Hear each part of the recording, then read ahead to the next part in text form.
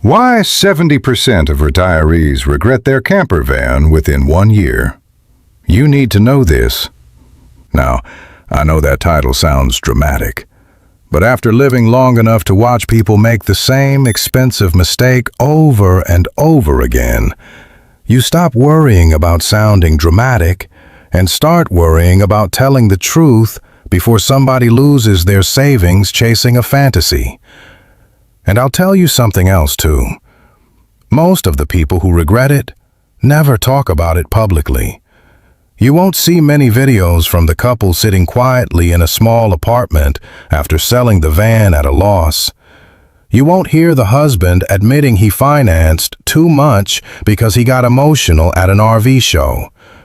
You won't hear the wife confessing she cried in a campground bathroom because she hadn't had a moment alone in weeks. Those stories stay hidden because people feel embarrassed after spending so much money on a dream that didn't work out.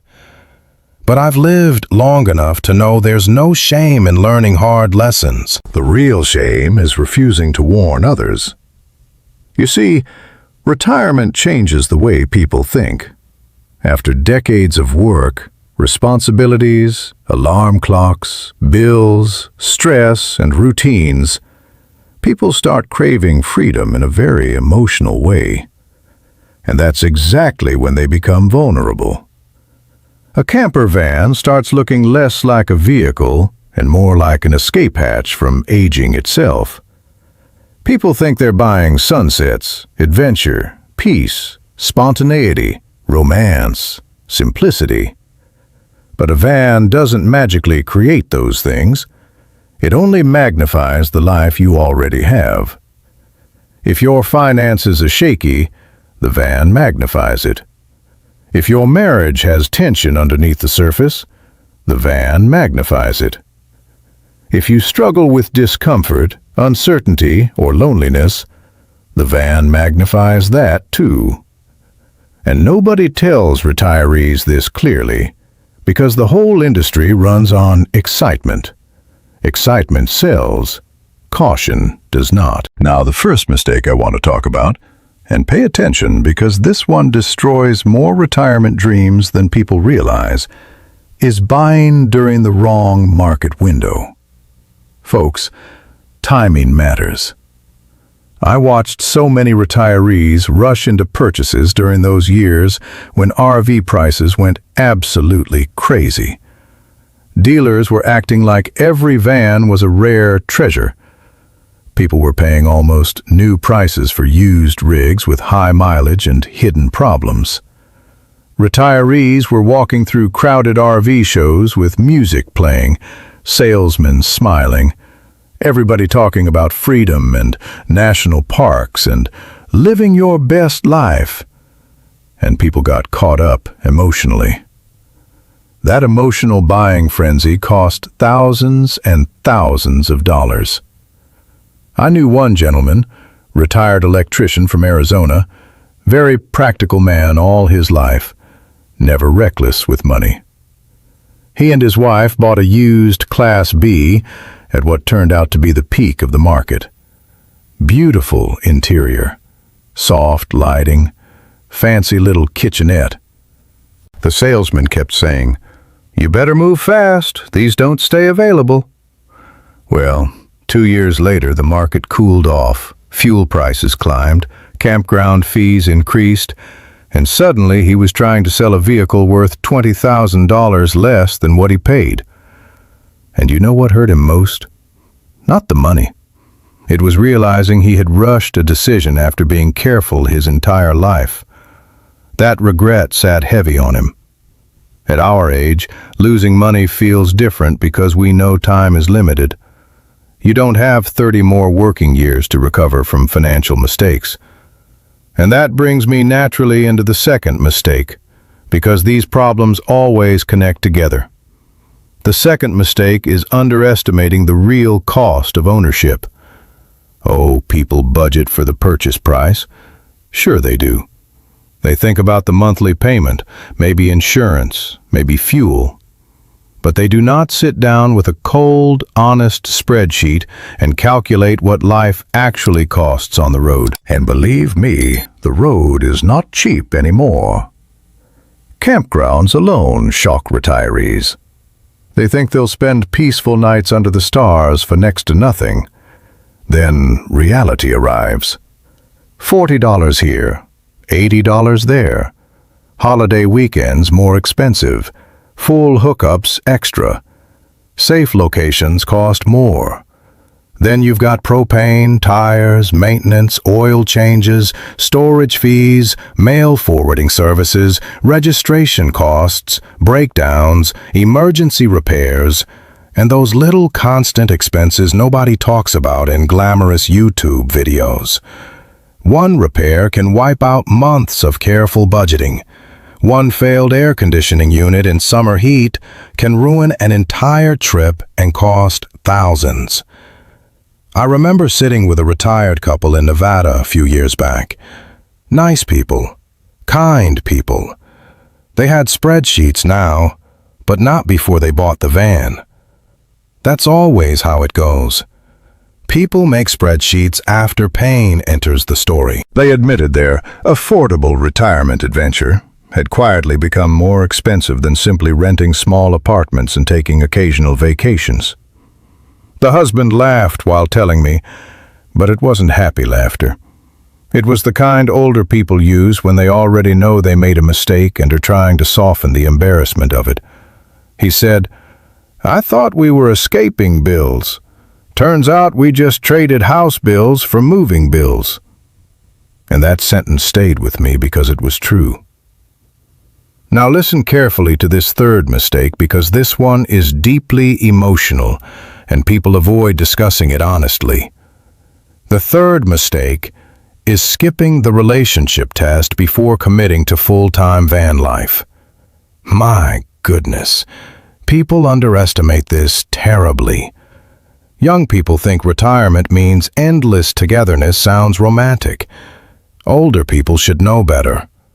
After 40 years of marriage, most couples survive because they built healthy distance into daily life. One person gardens while the other reads. One watches television while the other cooks. One leaves the house for errands while the other enjoys silence for an hour. Space matters more than people realize. Then suddenly, two retirees move into a tiny rolling box together and remove every escape valve from the relationship. No separate rooms, no quiet corners, no privacy. Every sound, every habit, every irritation becomes impossible to avoid. The coughing, the snoring, the different sleep schedules, the temperature arguments, the bathroom timing, the clutter, the noise, the driving stress. All of it piles together day after day after day. I met a woman once in her 70s sitting outside a campground laundry room in Oregon. She told me something I never forgot. She said, "I still love my husband. I just miss having a door between us once in a while." And that right there explains what destroys many van life retirements. It's not hatred. It's exhaustion. Emotional exhaustion from constant closeness. Human beings need solitude sometimes, especially older people who spent decades building routines around personal space. That's why the couples who succeed usually do something very different before buying.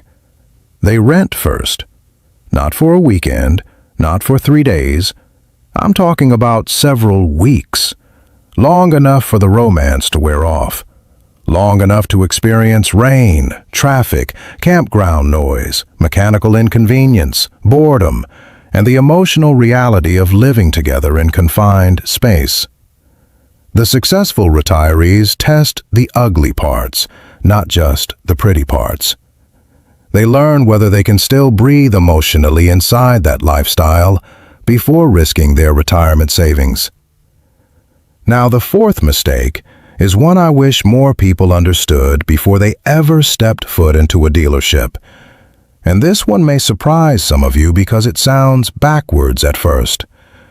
The fourth mistake is falling in love with the build instead of the platform. Older buyers walk into these beautiful vans and immediately focus on the interior. The soft cabinets, the lighting, the little coffee setup, the luxurious bed, the fancy bathroom. They fall in love with the feeling of the van instead of the mechanical reality underneath it. And folks, feelings are expensive when engines fail.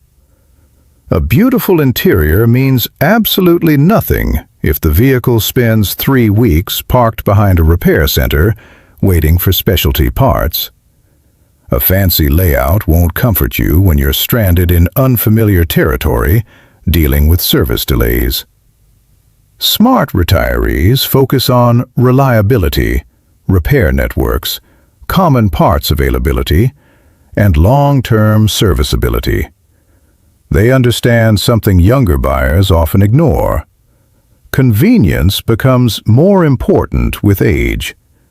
You do not want to spend retirement fighting complicated mechanical systems in random towns far away from support. I've seen retirees buy massive complicated rigs because they looked luxurious at shows, only to realize later they were too stressful to drive, too expensive to repair, and too difficult to maneuver comfortably.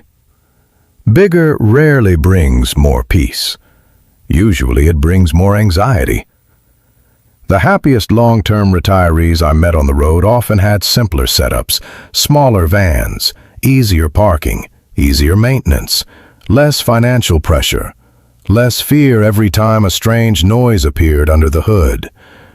And you know, after enough years on this earth, you start noticing something very important about happiness. Most people think happiness comes from adding more things, bigger things, fancier things. But retirement teaches the opposite lesson if you're paying attention. Peace usually comes from reducing pressure. Less debt, less stress, less maintenance, less proving something to other people.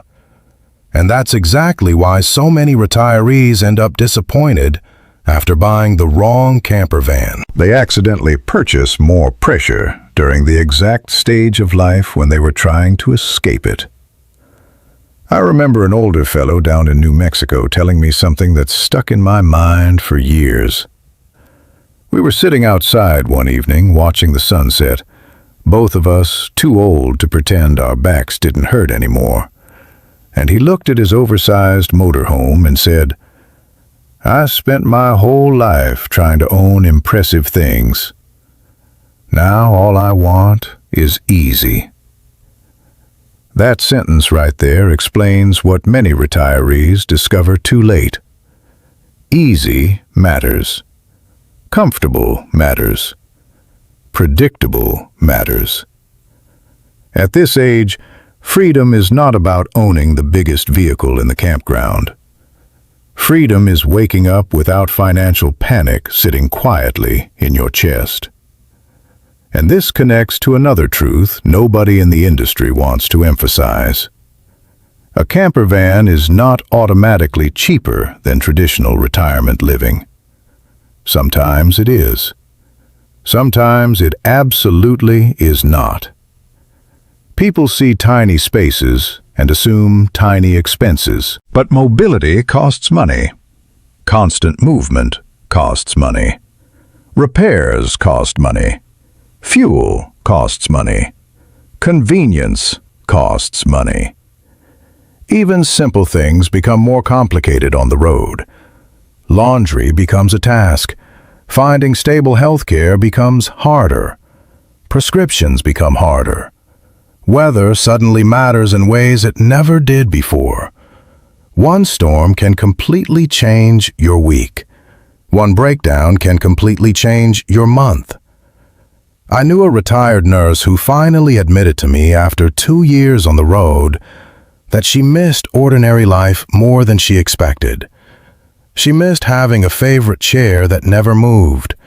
She missed knowing where the grocery store was.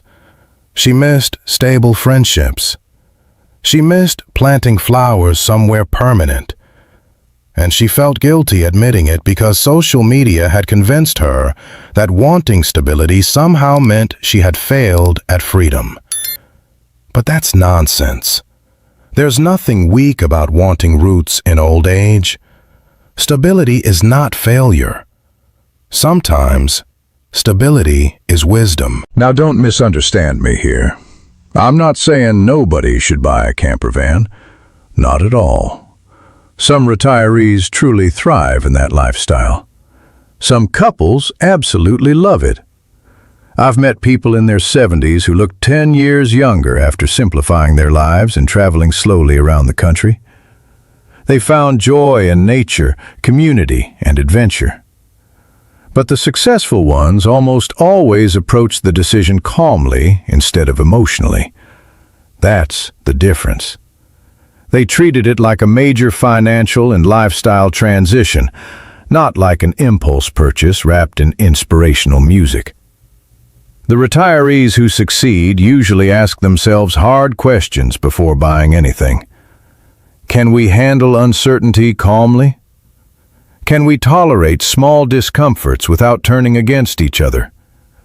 Can we afford this lifestyle without creating fear around money every month? What happens if one of us gets sick? What happens if we want to quit after a year? What does our exit plan look like? Those are grown-up questions, necessary questions. And honestly, the older I get, the more I respect people who are willing to ask difficult questions before chasing a dream. Because here's something age teaches you that youth rarely understands. Every dream carries maintenance costs. Every single one. A beautiful house has maintenance costs. A boat has maintenance costs. Relationships have maintenance costs. Freedom itself has maintenance costs. The mistake is not having dreams. The mistake is romanticizing dreams while ignoring the responsibilities attached to them. And I think that's exactly why so many retirees feel blindsided after buying these vans. Nobody prepared them emotionally for the ordinary reality hiding underneath the fantasy.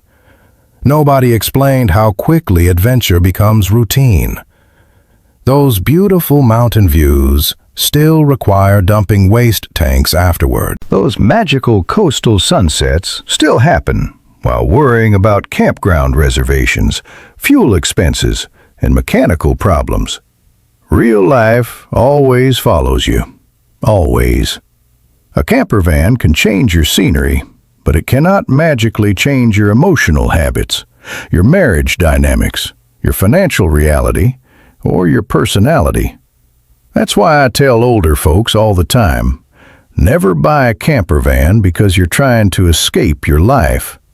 Buy one only if you already enjoy your life and simply want a different way to experience it. That distinction matters more than people realize. If somebody feels trapped, lonely, depressed, restless, or dissatisfied before buying the van, those emotions usually climb right into the passenger seat and travel along with them. Movement is not healing by itself. Sometimes people drive thousands of miles only to discover they brought their worries with them. And let me say something else that may save somebody listening right now a tremendous amount of money and heartbreak. There is absolutely no shame in deciding van life is not for you. None. Some retirees force themselves to continue because they feel embarrassed admitting disappointment after spending so much money. That pride traps people in misery. They keep driving even when they're exhausted. They keep pretending they're happy because they don't want friends or family saying, "I told you so." But there's wisdom in changing direction when reality teaches you something important. I've seen couples recover financially and emotionally the moment they stop trying to force a lifestyle that no longer fit them. One pair I knew sold their motorhome, rented a small condo near their grandchildren, and started taking shorter road trips in a simple used van instead of full-timing. And you know what happened? They became happier. Why? Because they stopped trying to perform somebody else's version of retirement and finally built one that matched their real personalities. That's another problem nowadays. Too many retirees compare themselves to polished online lifestyles. They see smiling couples parked beside lakes with drone footage and soft music and think that's normal daily life. But cameras only show moments. They don't show the arguments before the footage. They don't show the stress behind the scenes. They don't show the repair invoices, the poor sleep, the loneliness, or the fear about money. Real retirement is quieter than social media, less glamorous, more personal. And honestly, that's perfectly fine. At our age, peace should matter more than appearances. So if you're thinking seriously about buying a camper van, slow down. Don't let urgency make decisions for you. Rent first. Test yourselves honestly. Spend time in bad weather, not just sunny weekends. Learn how each of you handles stress in small spaces. Build a real budget, not a hopeful one. Leave room for repairs, surprises, and changing emotions. And most importantly, ask yourselves whether this lifestyle genuinely fits your temperament instead of simply fitting your fantasy. Because a camper van can absolutely create beautiful memories. It can bring freedom, simplicity, closeness, and adventure into retirement. But only when the decision is grounded in honesty instead of emotion. The happiest retirees I've met were not the ones chasing the biggest dream. They were the ones who understood themselves clearly before spending the money.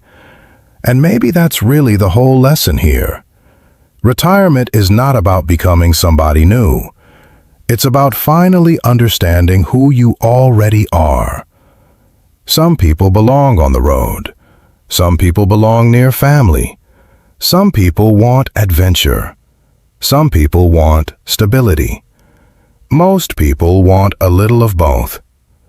There's no correct answer. The danger only begins when people confuse marketing with truth and excitement with readiness. So before you sign papers on that beautiful van, sit quietly somewhere and ask yourself one honest question. Am I buying this because it truly fits my life? Or because I'm hoping it changes my life? Those are two very different decisions. And knowing the difference can save you a fortune. Anyway, I appreciate you spending this time with me today. I know these conversations aren't always cheerful, but sometimes the most caring thing we can do for each other at this stage of life is speak honestly. If you're already living the campervan lifestyle, I'd truly love to hear your experience down in the comments, the good and the bad. Your story may help somebody else make a wiser decision. Take care of yourselves out there. Enjoy the years you've earned. And goodbye.